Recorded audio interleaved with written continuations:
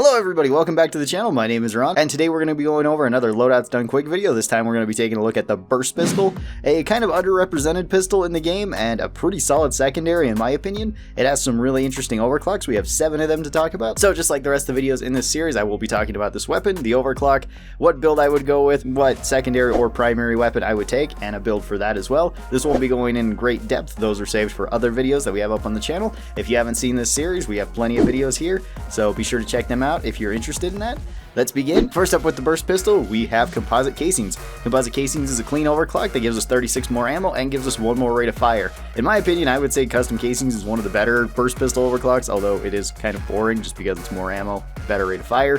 You can kind of build this however you'd like you can with basically any of the clean overclocks. I have it set up like I usually run the Burst Pistol. In Tier 1, I'm taking reduced spread per shot. This is pretty useful for hitting targets at long range, but if you want more damage or you want blow through rounds, both of those are really good with the Burst Pistol too. Pick whichever one you'd like in Tier 1. Tier 2, I'm taking faster reloads, but again, Tier 2 is kind of your choice. Pick whatever you'd like. They're all really good right here. If you want extra rate of fire, you could do that, or you could go with reduced recoil, so you can make the gun extremely accurate if you'd like. Tier 3, again, it's your choice. I usually take damage here, but magazine size is not a bad option either. Tier 4, I usually go with hollow point rounds here. This gets us more weak spot damage, so we get an extra 40% more damage every time we do hit a weak spot. I really like that, but ammo and armor breaking are also pretty decent on this. And then in Tier 5, I'm going with the longer burst. This takes us from just firing 3 rounds per burst to firing 6 rounds per burst. This gets us more burst damage, and it can pick off certain enemies a little bit easier, like Tri-Jaws, Acid Spitters, can do more damage to larger enemies like Praetorians than you otherwise would, or at least a little bit quicker. You could go with the stun here though. If you land all 3 shots in a weak spot, then you stun the enemy. That's really good too, assuming the enemy can be stunned. So this can be really useful, especially against large enemies, or it can be really useful for just stun locking Mactera, because it's pretty easy to do it to Goo Bombers or Tri-Jaws and other large enemies like Menaces. So whatever you'd like there. Burst Pistol is very flexible, and with this build, it's also just kind of an upgrade to the regular Burst Pistol. I chose to take this with the Minigun, running a little more oomph. This is another clean overclock, and this is just a really solid loadout. I really like this one. You get a fast rate of fire with both your primary and secondary weapons. It works really well at basically every range. The only thing that it might struggle a little bit against would be something like Swarmers, but you could take a grenade to fix that, or you could potentially take one of the other primaries if you think that that's a huge deal to you. It might be on Swarmageddon. Our next overclock is an unstable one. This is Lead Spray. Lead Spray gives you way more burst damage for the Burst Pistol. However, it comes at the cost of you having now 4 times the amount of spread that you otherwise would. So your gun becomes extremely inaccurate, but that's okay so long as you're using it at very close range. It will shred through just about anything so long as you can get right up next to it. And I have it built all for damage because that's usually the way I run this. I'm usually taking this on an elimination mission. So in Tier 1, I take extra damage. Blow through rounds is pretty good here though too. Reducing the spread in Tier 1 might seem like a great idea. It can work, but it's still not going to get you very consistent results at long range. Medium range, it might be a little bit better, but close range is going to stay about the same, and long range is going to stay about the same. It's mostly the medium range that's decent then. In Tier 2, I'm going with faster reloads. Again, take whatever you'd like. If you want more damage, you can go with a faster rate of fire, or you could take recoil reduction just to keep your gun on target, but usually you're right up next to something when using this, or at least I am, so reload speed makes a bit more sense for me. More damage in Tier 3, because we gotta go with damage. More damage in Tier 4, because we gotta go with more damage. And then longer bursts in Tier 5, so that we can even have more damage. This is an all damage gun. This is for dealing with really big things. You can run through ammo with this really quick, and I would just recommend saving this for very large enemies. Dreadnoughts, Praetorians, Oppressors, Menaces, things like that. For a primary weapon, I decided to take plasma burster missiles with this, which is a little bit of an odd one. This one does give me some effective long range, which is all I was really hoping for, and it gives me some decent crowd control, although it may not be the strongest against single targets unless they're flying rocks where it one-shots them. So that's where the Burst Pistol comes in, so I can spray them down really quick. Our third overclock is Micro Fleshets. This is another unstable overclock. This one increases our magazine size by a significant amount, doubles our overall ammunition, halves our spread, halves our recoil, but it also basically cuts our damage in half. So we get a much longer lasting gun and a lot more bullets for the gun, but it doesn't kill things nearly as quick. You can kind of build this 2 ways, either a stun build or a damage build. This is a stun build, Both of them kind of work decently well. It depends on what you want to take as your primary weapon as to which I would recommend. For this, I'm running extra damage in tier 1. You could take blow-through rounds with this too. It's decent against crowds then. You don't need recoil reduction though. I would recommend one of the other two. Tier 2, take whatever you'd like. More damage in tier 3. We kind of want to up our damage. We don't really need a larger magazine with this. More ammo in tier 4. This is just so that I have the most amount of bullets. You could go with weak spot damage here though too. That one's also really good. Armor breaking's not nearly as useful for this one, so I'd recommend skipping that. And then in tier 5, we're going to stun. That way we can fire 3 rounds at something and stun it. It's really good for holding Mactera hostage, especially for Tri-Jaws and Goo Bombers. It can also be useful for things like Menaces too, if you just need to hold them in place for a little bit. Most of the time I'm just running around with this pistol spraying it at whatever I really want to. It doesn't kill incredibly quick, but you usually don't run out of bullets with this. Since we don't do the most damage with micro Fleshettes, we are taking a primary that makes up for that. I'm going to be taking Big Bertha with the autocannon. This lets us hit incredibly hard, and it's pretty good at close and medium range.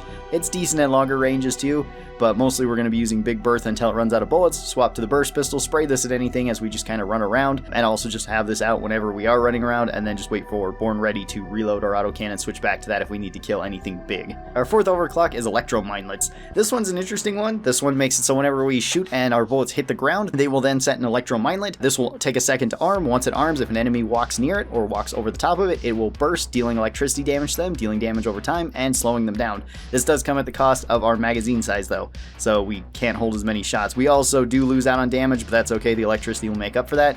The way that I have it built is like this. So in tier 1, I'm going with blow-through rounds. This is so that we can punch through an enemy and leave the Electromagnet on the bottom of them. That way we can potentially hit them twice or hit multiple enemies behind them. I find it pretty useful, especially if you're just spraying this randomly. You can get a little bit more value out of your Electromagnets.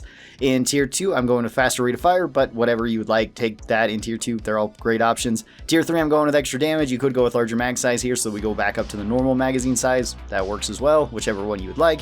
In tier 4, I would recommend going with more ammo. The other options aren't as great because a lot of our damage is going to be coming from the Electromagnets, so just having more of them is generally more useful. And then in tier 5, I'm going with the stun. That way, if we do need to spray something directly, we can stun it and then potentially put the magnets underneath it, zapping it afterwards. I like that, but you could also go with the faster rate of fire too. That works as well. This works well as a crowd control build, especially towards grunts, meaning you could kind of take this with a high single damage primary, which is what I'm going to do.